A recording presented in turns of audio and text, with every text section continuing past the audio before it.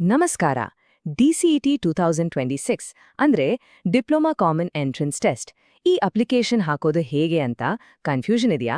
ಹಾಗಾದ್ರೆ ಚಿಂತೆ ಬೇಡ, ಬನ್ನಿ ಇವತ್ತು ನಾವು ಈ ಇಡೀ ಪ್ರಾಸೆಸ್ ಅನ್ನ ಸ್ಟೆಪ್ ಬೈ ಸ್ಟೆಪ್ ತುಂಬಾನೇ ಸಿಂಪಲ್ ಆಗಿ ಅರ್ಥ ಮಾಡ್ಕೊಳ್ಳೋಣ. ಇವತ್ತು ನಾವು ಏನೇನ್ ನೋಡ್ತೀವಿ ಅಂದ್ರೆ ಮೊದಲು ಡಿಸಿಇಟಿ 2026 ಅಂದ್ರೆ ಏನು ಅಂತ ತಿಳ್ಕೊಳ್ಳೋಣ. ಆಮೇಲೆ ಮಿಸ್ ಮಾಡ್ಕೋಬಾರ್ದ ಇಂಪಾರ್ಟೆಂಟ್ ಡೇಟ್ಸ್ ಯಾವುದು, 7 ಸ್ಟೆಪ್ಸ್ ಅಲ್ಲಿ ಅಪ್ಲಿಕೇಶನ್ ಹೇಗೆ ಹಾಕಬೇಕು ಅನ್ನೋ ಗೈಡ್, ಎಕ್ಸಾಮ್ ಹೇಗಿರುತ್ತೆ ಅಂತ ಒಂದು ನೋಟ, ಹಾಗೆ ಕೊನೆಗೆ ಕೆಲವು ಫೈನಲ್ ರಿಮೈಂಡರ್ಸ್. ಅಂದ್ರೆ ಸ್ಟಾರ್ಟ್ ಟು ಫಿನಿಶ್ ಎಲ್ಲನೂ ಕವರ್ ಮಾಡೋಣ. ಓಕೆ, ಹಾಗಾದ್ರೆ ಫಸ್ಟ್ ಸೆಕ್ಷನ್ ಶುರು ಮಾಡೋಣ. ಏನಿದು ಡಿಸಿಇಟಿ 2026? ಈ ಎಕ್ಸಾಮ್ ಯಾರಿಗೆ ಮತ್ತೆ ಇದರಿಂದ ಏನ್ ಅವಕಾಶ ಸಿಗುತ್ತೆ ಅದನ್ನ ಮೊದಲು ಕ್ಲಿಯರ್ ಮಾಡ್ಕೊಳ್ಳೋಣ. ನೋಡಿ, ಡಿಸಿಇಟಿ ಅಂದ್ರೆ ಡಿಪ್ಲೊಮಾ ಕಾಮನ್ ಎಂಟ್ರೆನ್ಸ್ ಟೆಸ್ಟ್. ಇದನ್ನ ಕರ್ನಾಟಕ ಎಕ್ಸಾಮಿನೇಷನ್ಸ್ ಅಥಾರಿಟಿ ಅಂದ್ರೆ ಕೆಇಎ ನಡೆಸುತ್ತೆ. ಯಾರಿಗಪ್ಪ ಅಂದ್ರೆ ಡಿಪ್ಲೊಮಾ ಮುಗಿಸಿದ ವಿದ್ಯಾರ್ಥಿಗಳಿಗೆ ಕರ್ನಾಟಕದಲ್ಲಿ ಇಂಜಿನಿಯರಿಂಗ್ ಕೋರ್ಸ್ಗಳ 2ನೇ ವರ್ಷಕ್ಕೆ ಅಂದ್ರೆ 3ನೇ ಸೆಮೆಸ್ಟರ್ಗೆ ಡೈರೆಕ್ಟಾಗಿ ಅಡ್ಮಿಷನ್ ತಗೊಳ್ಳೋಕೆ ಇದೊಂದು ದಾರಿ. ಇದನ್ನೇ ಲ್ಯಾಟ್ರಲ್ ಎಂಟ್ರಿ ಅಂತ ಕರೆಯೋದು. ಮುಂದಿನ ಸೆಕ್ಷನ್ ತುಂಬಾನೇ ಇಂಪಾರ್ಟೆಂಟ್, ಕ್ರಿಟಿಕಲ್ ಡೆಡ್ಲೈನ್ಸ್. ಈ ಡೇಟ್ಸ್ ಮಾತ್ರ ಮಿಸ್ ಮಾಡ್ಕೋಬಾರ್ದು, ಯಾಕಂದ್ರೆ ಟೈಮಿಂಗ್ಸ್ ಎಲ್ಲದಕ್ಕಿಂತ ಮುಖ್ಯ ಅಲ್ವಾ? ಇಲ್ನೋಡಿ, ಮಾರ್ಚ್ 17ಗೆ ರಿಜಿಸ್ಟ್ರೇಷನ್ ಶುರು ಆಗುತ್ತೆ. ಅಪ್ಲಿಕೇಶನ್ ಹಾಕೋಕೆ ಲಾಸ್ಟ್ ಡೇಟ್ ಏಪ್ರಿಲ್ 2, ಫೀಸ್ ಕಟ್ಟೋಕೆ ಲಾಸ್ಟ್ ಡೇಟ್ ಏಪ್ರಿಲ್ 4. ಆಮೇಲೆ ಮೇ 7ರಿಂದ ಹಾಲ್ ಟಿಕೆಟ್ ಡೌನ್ಲೋಡ್ ಮಾಡ್ಕೋಬಹುದು. ಬೆಟರ್ ಎಲ್ಲಾದ್ರೂ ಈ ಡೇಟ್ಸ್ನ ನೋಟ್ ಮಾಡಿಟ್ಕೊಳ್ಳಿ. ಎಲ್ಲ ಡೇಟ್ಸ್ ಮಧ್ಯೆ ಈ ಒಂದು ಡೇಟ್ ಮಾತ್ರ ಮರೀಲೇಬಾರ್ದು. ಯಾವುದು? ಏಪ್ರಿಲ್ 2, 2026. ಆನ್ಲೈನ್ ಅಪ್ಲಿಕೇಶನ್ ಹಾಕೋಕೆ ಇದೇ ಲಾಸ್ಟ್ ಡೇ. ಇದರ ನಂತರ ಯಾವುದೇ ಚಾನ್ಸ್ ಇರಲ್ಲ. ಸರಿ, ಈಗ ಅಪ್ಲಿಕೇಶನ್ ಪ್ರಾಸೆಸ್ ಹೇಗಿರುತ್ತೆ ಅಂತ ನೋಡೋಣ. ನೋಡಿ, ಅಪ್ಲಿಕೇಶನ್ ಶುರು ಮಾಡೋ ಮುಂಚೆ ಕೆಲವು ಡಾಕ್ಯುಮೆಂಟ್ಸ್ ರೆಡಿ ಇಟ್ಕೊಂಡ್ರೆ ಟೈಮ್ ಸೇವ್ ಆಗುತ್ತೆ. For example, latest photo, sign scan ಮಾಡಿರೋದು, SSLC ಮತ್ತೆ ಡಿಪ್ಲೊಮಾ ಮಾರ್ಕ್ಸ್ ಕಾರ್ಡ್ಸ್, ಜೊತೆಗೆ ಕ್ಯಾಸ್ಟ್ ಮತ್ತೆ ಇನ್ಕಮ್ ಸರ್ಟಿಫಿಕೇಟ್ ಇದ್ರೆ ಅದನ್ನೂ ರೆಡಿ ಮಾಡಿಟ್ಕೊಳ್ಳಿ. ಇವೆಲ್ಲ ಕೈಲಿದ್ರೆ ಒಳ್ಳೆದು. ಓಕೆ, ಈಗ ಪೋರ್ಟಲ್ನ ಸ್ಕ್ರೀನ್ಗಳನ್ನ ಒಂದೊಂದಾಗಿ ನೋಡ್ತಾ ಈ 7 ಸ್ಟೆಪ್ಸ್ ಪ್ರಾಸೆಸ್ ಅನ್ನ ಡೀಟೇಲ್ ಆಗಿ ಅರ್ಥ ಮಾಡ್ಕೊಳ್ಳೋಣ. First step, basic details. ಹೆಸರಲ್ಲೇ ಇದೆ ಅಲ್ವಾ? ಇಲ್ಲಿ ನಿಮ್ಮ ಪರ್ಸನಲ್ ಇನ್ಫಾರ್ಮೇಷನ್, ಕಮ್ಯುನಿಕೇಷನ್ ಅಡ್ರೆಸ್ ಮತ್ತೆ ಡಿಪ್ಲೊಮಾ ಡೀಟೇಲ್ಸ್ ಇದೆಲ್ಲ ಎಂಟರ್ ಮಾಡಬೇಕು. ಇಲ್ಲಿ ಒಂದು ತುಂಬಾನೇ ಮುಖ್ಯವಾದ ವಾರ್ನಿಂಗ್ ಇದೆ, ಇದನ್ನ ಗಮನಿಸಿ.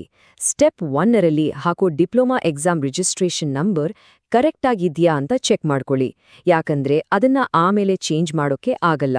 ಒಂದು ವೇಳೆ ತಪ್ಪಾದ್ರೆ ಸಿಕ್ಕಿರೋ ಸೀಟ್ ಕೂಡ ಕ್ಯಾನ್ಸಲ್ ಆಗೋ ಚಾನ್ಸ್ ಇರುತ್ತೆ. ಸೊ ಈ ಸ್ಟೆಪ್ಪಲ್ಲಿ ತುಂಬಾನೇ ಕೇರ್ಫುಲ್ ಆಗಿರ್ಬೇಕು. Step 2, academic details. ಇಲ್ಲಿ ನಿಮ್ಮ SSLC ಅಥವಾ 10th ಕ್ವಾಲಿಫಿಕೇಷನ್ ಡೀಟೇಲ್ಸ್ ಕೊಡಬೇಕು. ಕೆಲವೊಬ್ಬರಿಗೆ ಈ ಇನ್ಫಾರ್ಮೇಷನ್ ಆಟೋಮ್ಯಾಟಿಕ್ ಆಗಿ ಫೆಚ್ ಆಗಬಹುದು. ಮತ್ತೊಂದು ಇಂಪಾರ್ಟೆಂಟ್ ವಾರ್ನಿಂಗ್, ಇಲ್ಲಿ ಕೊಟ್ಟಿರೋ ಡೀಟೇಲ್ಸ್ ಮತ್ತೆ ವೆರಿಫಿಕೇಷನ್ ಟೈಮಲ್ಲಿ ಕೊಡೋ ಡಾಕ್ಯುಮೆಂಟ್ಸ್ ಮಧ್ಯೆ ಏನಾದ್ರೂ ಮಿಸ್ಮ್ಯಾಚ್ ಆದ್ರೆ ಅಲಾಟ್ ಆಗಿರೋ ಸೀಟ್ ಕ್ಯಾನ್ಸಲ್ ಆಗುತ್ತೆ. ಸೊ ಇಲ್ಲಿ ಆಕ್ಯುರೆಸಿ ತುಂಬಾನೇ ಇಂಪಾರ್ಟೆಂಟ್. Step 3, study details. ಈ ಸೆಕ್ಷನಲ್ಲಿ ಕರ್ನಾಟಕದಲ್ಲಿ ಎಷ್ಟು ವರ್ಷ ಓದಿದ್ದೀರಿ ಅನ್ನೋದನ್ನ ಡಾಕ್ಯುಮೆಂಟ್ ಮಾಡಬೇಕು. ನಿಮ್ಮ ಎಲಿಜಿಬಿಲಿಟಿ ಡಿಸೈಡ್ ಮಾಡೋಕೆ ಇದು ಬಹಳ ಮುಖ್ಯ. Step 4, reservation details. ಇಲ್ಲಿ ನಿಮ್ಮ ಕ್ಯಾಸ್ಟ್, ಇನ್ಕಮ್ ಮತ್ತೆ ಬೇರೆ ಏನಾದ್ರೂ ರಿಸರ್ವೇಷನ್ ಇದ್ರೆ ಅದರ ಡೀಟೇಲ್ಸ್ ಫಿಲ್ ಮಾಡಬೇಕು. ಸಿಗೋ ಬೆನಿಫಿಟ್ಸ್ ಕ್ಲೇಮ್ ಮಾಡಕ್ಕೆ ಇದು ತುಂಬಾನೇ ಮುಖ್ಯ. ಇಲ್ಲಿ ಇನ್ನೊಂದು ಕ್ಲಿಯರ್ ವಾರ್ನಿಂಗ್ ಇದೆ ನೋಡಿ. ಈ ನಂಬರ್ಗಳನ್ನ ಕೇರ್ಫುಲ್ ಆಗಿ ಎಂಟರ್ ಮಾಡಿ. ಒಮ್ಮೆ ಪೋರ್ಟಲ್ ಕ್ಲೋಸ್ ಆದ್ರೆ ಇದನ್ನ ಎಡಿಟ್ ಮಾಡಕ್ಕೆ ಆಗಲ್ಲ. ಅಂದ್ರೆ ಒಮ್ಮೆ ಸಬ್ಮಿಟ್ ಮಾಡಿದ್ರೆ ಮುಗೀತು, ರಿಸರ್ವೇಷನ್ ಡೀಟೇಲ್ಸ್ ಚೇಂಜ್ ಮಾಡಕ್ ಬರೋಲ್ಲ. Step 5, special category details. ಇದು NCC, PH ಅಥವಾ ಸ್ಪೋರ್ಟ್ಸ್ ಕೋಟಾದಂತಹ ಸ್ಪೆಷಲ್ ಕ್ಲೇಮ್ಸ್ ಇರೋರಿಗಾಗಿ. ಇಲ್ಲಿ ನೀವು ಡೀಟೇಲ್ಸ್ ಕೊಡಬೇಕು ಮತ್ತೆ ಇದಕ್ಕೆ ಡಾಕ್ಯುಮೆಂಟ್ ವೆರಿಫಿಕೇಷನ್ ಕೂಡ ಇರುತ್ತೆ. Step 6, documents uploading. ಇಲ್ಲಿ ನಿಮ್ಮ ಲೇಟೆಸ್ಟ್ ಫೋಟೋ ಮತ್ತೆ ಸೈನ್ ಅಪ್ಲೋಡ್ ಮಾಡಬೇಕು. ನೆನಪಿರ್ಲಿ, ನೀವು ಇಲ್ಲಿ ಅಪ್ಲೋಡ್ ಮಾಡೋ ಇಮೇಜಸ್ ನಿಮ್ಮ ಹಾಲ್ ಟಿಕೆಟ್ ಮೇಲೆ ಪ್ರಿಂಟ್ ಆಗಿ ಬರುತ್ತೆ. Finally step 7, preview and payment. ಇದು ಲಾಸ್ಟ್ ಸ್ಟೆಪ್. ಅಪ್ಲಿಕೇಶನ್ ಸಬ್ಮಿಟ್ ಮಾಡಿ ಫೀಸ್ ಪೇ ಮಾಡೋಕ್ಕೂ ಮುಂಚೆ ಇದೊಂದು ಫೈನಲ್ ಚೆಕ್. ನೀವು ಎಂಟರ್ ಮಾಡಿರೋ ಪ್ರತಿಯೊಂದು ಇನ್ಫಾರ್ಮೇಷನ್ ಅನ್ನ ಕೇರ್ಫುಲ್ ಆಗಿ ರಿವ್ಯೂ ಮಾಡೋದು ತುಂಬಾನೇ ಇಂಪಾರ್ಟೆಂಟ್. ಸರಿ, ಅಪ್ಲಿಕೇಶನ್ ಪ್ರಾಸೆಸ್ ಹೇಗಿರುತ್ತೆ ಅಂತ ನೋಡಿದ್ವಿ. ಈಗ ಎಕ್ಸಾಮ್ ಬಗ್ಗೆ ಒಂದು ನೋಟ ಹರಿಸೋಣ. ಮೇ 23ಗೆ ಏನೆಲ್ಲ ಇರುತ್ತೆ ನೋಡೋಣ ಬನ್ನಿ. ಈ ಟೇಬಲಲ್ಲಿ ಎಕ್ಸಾಮ್ ಶೆಡ್ಯೂಲ್ ಕ್ಲಿಯರ್ ಆಗಿ ಕಾಣಿಸುತ್ತೆ. ಮೇನ್ ಪೇಪರಲ್ಲಿ engineering mathematics, analytics, IT skills ಈ ಥರ ಸಬ್ಜೆಕ್ಟ್ಸ್ ಇರುತ್ತೆ. ಇದು ಮಧ್ಯಾಹ್ನ 2ರಿಂದ 5 ಗಂಟೆವರೆಗೆ 100 ಮಾರ್ಕ್ಸ್ಗೆ ನಡೆಯುತ್ತೆ. ಇನ್ನು ಹೊರನಾಡು ಮತ್ತೆ ಗಡಿನಾಡು ಕನ್ನಡಿಗರಿಗೆ ಕನ್ನಡ ಲ್ಯಾಂಗ್ವೇಜ್ ಎಕ್ಸಾಮ್ ಬೆಳಗ್ಗೆ 10:30ರಿಂದ 11:30ಕ್ಕೆ ಇರುತ್ತೆ, 50 ಮಾರ್ಕ್ಸ್ಗೆ. ಎಲ್ಲ ಮುಗಿಯೋ ಮುಂಚೆ ಕೆಲವು ಫೈನಲ್ ರಿಮೈಂಡರ್ಸ್. ಅಪ್ಲಿಕೇಶನ್ ಸಬ್ಮಿಟ್ ಮಾಡೋಕ್ ಮೊದಲು ಈ ಚೆಕ್ಲಿಸ್ಟ್ ಅನ್ನೊಮ್ಮೆ ನೋಡ್ಕೊಳ್ಳಿ. ಈ ಪಾಯಿಂಟ್ಸ್ ಎಲ್ಲ ನೆನ್ಪಲ್ಲಿರ್ಲಿ. ಮೊದಲನೇದು, ಇದು ಕಂಪ್ಲೀಟಾಗಿ ಆನ್ಲೈನ್ ಅಪ್ಲಿಕೇಶನ್ ಅಷ್ಟೇ, ಆಫ್ಲೈನಲ್ಲಿ ಅರ್ಜಿ ಸಿಗಲ್ಲ. ಎರಡನೇದು, KEA ವೆಬ್ಸೈಟಲ್ಲಿ ನಿಮ್ಮ ಎಲಿಜಿಬಿಲಿಟಿನ ಡಬಲ್ ಚೆಕ್ ಮಾಡ್ಕೊಳ್ಳಿ. ಮೂರನೇದು, ಡಿಪ್ಲೊಮಾ ರಿಜಿಸ್ಟ್ರೇಷನ್ ನಂಬರ್ ಸಬ್ಮಿಟ್ ಮಾಡಿದ್ಮೇಲೆ ಚೇಂಜ್ ಮಾಡಕ್ಕಾಗಲ್ಲ.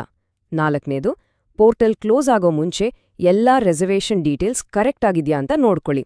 ಕೊನೆಯದಾಗಿ, ಫೀಸ್ ಪೇ ಮಾಡೋ ಮುಂಚೆ ಆ ಫೈನಲ್ ಪ್ರಿವ್ಯೂನಲ್ಲಿ ಪ್ರತಿಯೊಂದು ಡೀಟೇಲನ್ನ ಕೇರ್ಫುಲ್ ಆಗಿ ಚೆಕ್ ಮಾಡಿ.